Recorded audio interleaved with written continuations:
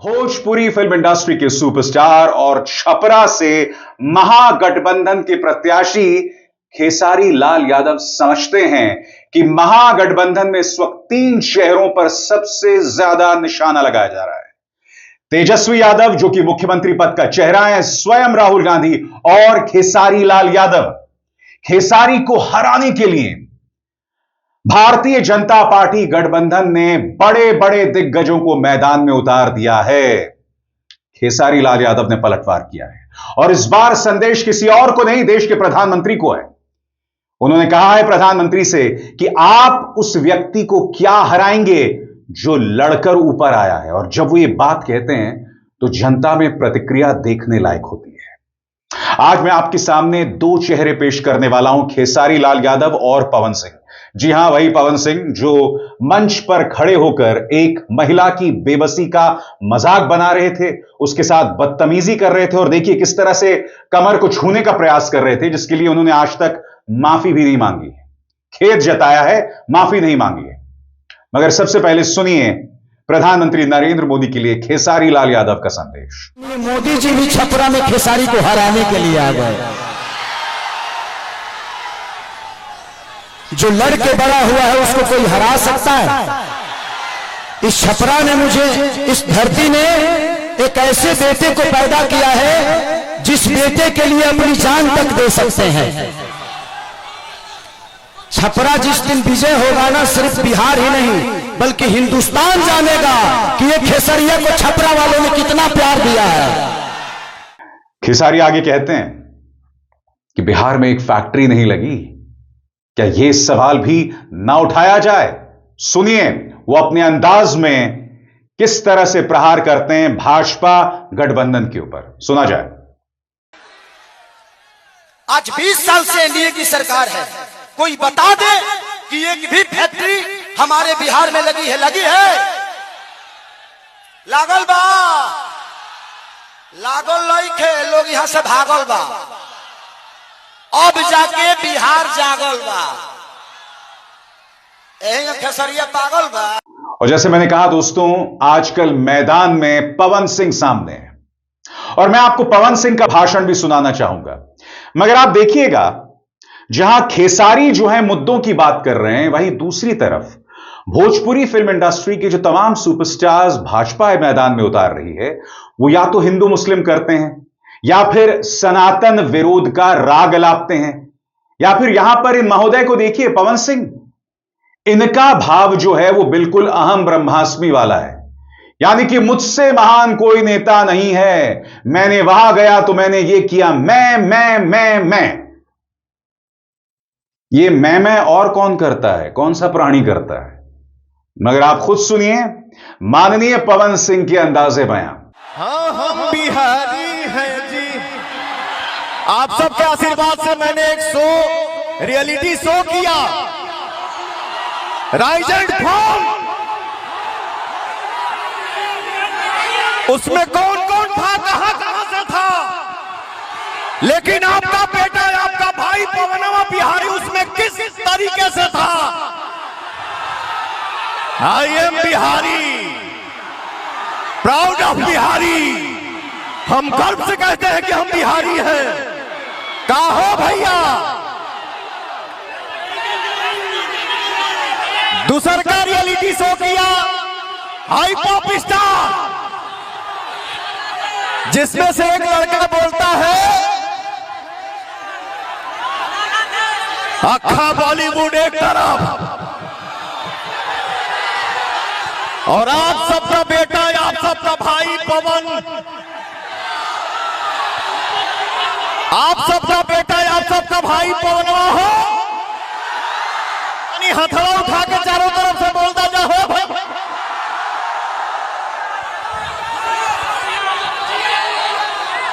ठीक बा, ठीक बा, आप लोग बिल्कुल परेशान ना होइए। मैं अक्सर सोचता हूं दोस्तों, यह अहंकार आता कहां से? यह अहंकार आता है सत्ता से, क्योंकि पवन सिंह जो है ना, वो भारतीय जनता पार्टी के नेता हैं, लिहाजा वो इस तरह के अंदाजे बयां से कह सकते हैं। विपक्ष से जुड़ा कलाकार उसके भाव ऐसे नहीं होते हैं। अब मैं नहीं जानता हूं कल को अगर महागठबंधन सत्ता में आ गई तो क्या खेसारी लाल यादव के भी यही तेवर होंगे। बहरहाल इस वक्त खेसारी लाल यादव बहुत ही दिलचस्प चुनाव लड़ रहे हैं और वो जानते हैं कि उनके खिलाफ मैदान में इन 3 चेहरों को उतार दिया गया है, भोजपुरी फिल्म इंडस्ट्री के रवि किशन, मनोज तिवारी और पवन सिंह। और उन्होंने खासतौर से भाषण के इस हिस्से में रवि किशन पर प्रहार किया है।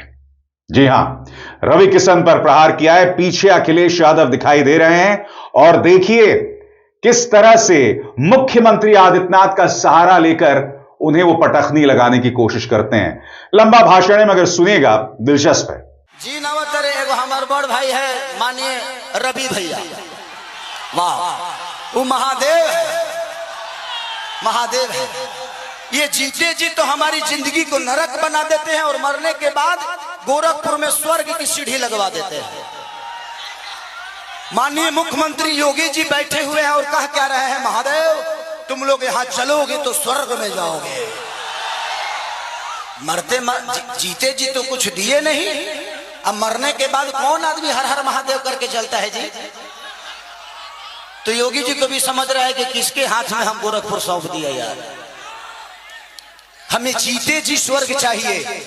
ऐसे लगता है कि रावण का काम अधूरा रवि भैया पूरा करने आए हैं। हमारे बड़े भाई मनोज भैया क्या बोल रहे हैं,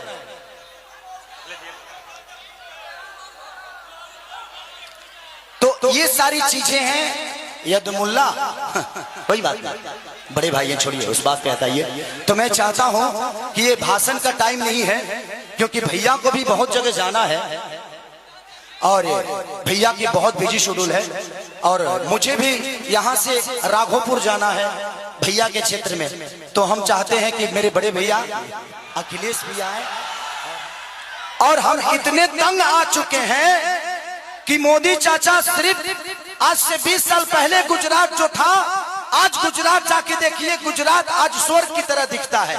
तो सिर्फ इंडिया में एक ही शहर है जिसका नाम गुजरात है और बिहार लावारिस है। बिहार के माँ बाप से उनके बच्चों को दूर भेजने के लिए ट्रेन देते हैं आप, उनके पत्नियों से दूर भेजने के लिए ट्रेन देते हैं, उनके बच्चों के शिक्षा के लिए कुछ नहीं करते।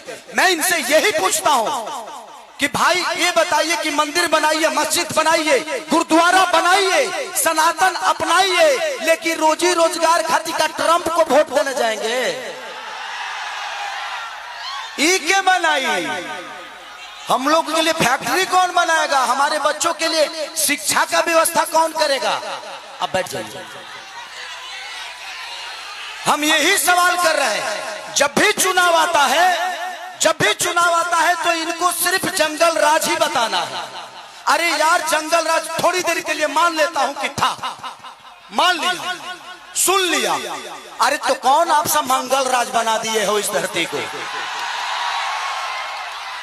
रोज हत्या होता है, लॉ एंड ऑर्डर हमारा बहुत अच्छा है। अरे यार उस परिवार से पूछना जिस परिवार का आदमी मारा जाता है। सिर्फ एक आदमी नहीं मारा जाता है बल्कि वो घर का चिराग था, अपने घर की विश्वास था, जिसको मार दिया गया। उसके बाद जिसको जेल में डालते हो उसका भी करियर बर्बाद होता है। तो हमें बिजी कर दो ना यार, हमें काम दे दो। अब काम नहीं दोगे तो क्या करेंगे, हम मौत में भी रोजी ढूंढते हैं, क्या करेंगे, ढूंढ ही लेगा कोई, क्योंकि हम बेरोजगार हैं। आज छपरा की स्थिति जो पानी में डूबी रहती है, छपरा व्यापारियों के करोड़ों रुपए बर्बाद हो जाते हैं, उसका जिम्मेदार कौन है। कुछ लोग कहे भी रहे हैं कि खेसरिया तो 15 दिन के लिए रहेगा यहाँ पे। अरे बेटा होके अंधा होके तो एक लोटा पानियो दी। बेटा हो अगर उसके पास आंख है ना तो अमेरिका में भी रह के अपने माँ बाप का सेवा कर सकता है। तो बच्चों को रख के यहाँ के जो स्थानीय विधायक हमारे बुजुर्ग हैं, चाचा हैं, वो उनका सम्मान है, सीएन गुप्ता चाचा, वो तो 10 साल से शहर में रहे हैं, करो घर दाल भर पानी में डूबो रहा। तो जब बताइए कि ये नेता अपना इलाज एम्स में कराते हैं, अपना इलाज के लिए बेहतर अस्पताल नहीं बनाए तो हमारे बच्चों के लिए बनाएंगे। इनके बच्चे अमेरिका में पढ़ते हैं, जब ये अपने बच्चों के लिए बेहतर स्कूल नहीं बनाए तो हमारे बच्चों के लिए बनाएंगे। जब इन बिहार चुनावों का इतिहास लिखा जाएगा ना, एक तरफ तो नतीजों पर सबकी निगाह होगी, और जैसे मैं बार बार कहता रहता हूं, विपक्ष की राह मुश्किल है। क्यों? क्योंकि सिस्टम पूरी तरह से उनके खिलाफ काम कर रहा है। अनंत सिंह की गिरफ्तारी कब होती है? जब अनंत सिंह चाहते हैं। स्पेशल इंटेंसिव रिवीजन की पारदर्शिता को लेकर सवाल है। इसके अलावा मॉडल कोड ऑफ कॉन्डक्ट की घोषणा के बावजूद महिलाओं के खाते में 10,000 रुपए दिए जाते हैं। 2 चरणों का चुनाव है, उसके बीचों बीच 10,000 रुपए जारी किए जाने वाले हैं। तो आपके सामने यह हकीकत है। इसलिए मैं कहता हूं, विपक्ष की राह मुश्किल है, मगर साथ ही जब इस दौर का इतिहास लिखा जाएगा, खासतौर से इस बिहार चुनाव का इतिहास लिखा जाएगा, तो खेसारी किस तरह से चुनाव लड़ रहे हैं, Khesari versus Manoj Tiwari versus Ravi Kishan versus Pawan Singh, यह इतिहास भी लिखा जाएगा और दिलचस्प होगा। अभिसार शर्मा को दीजिए इजाजत। नमस्कार।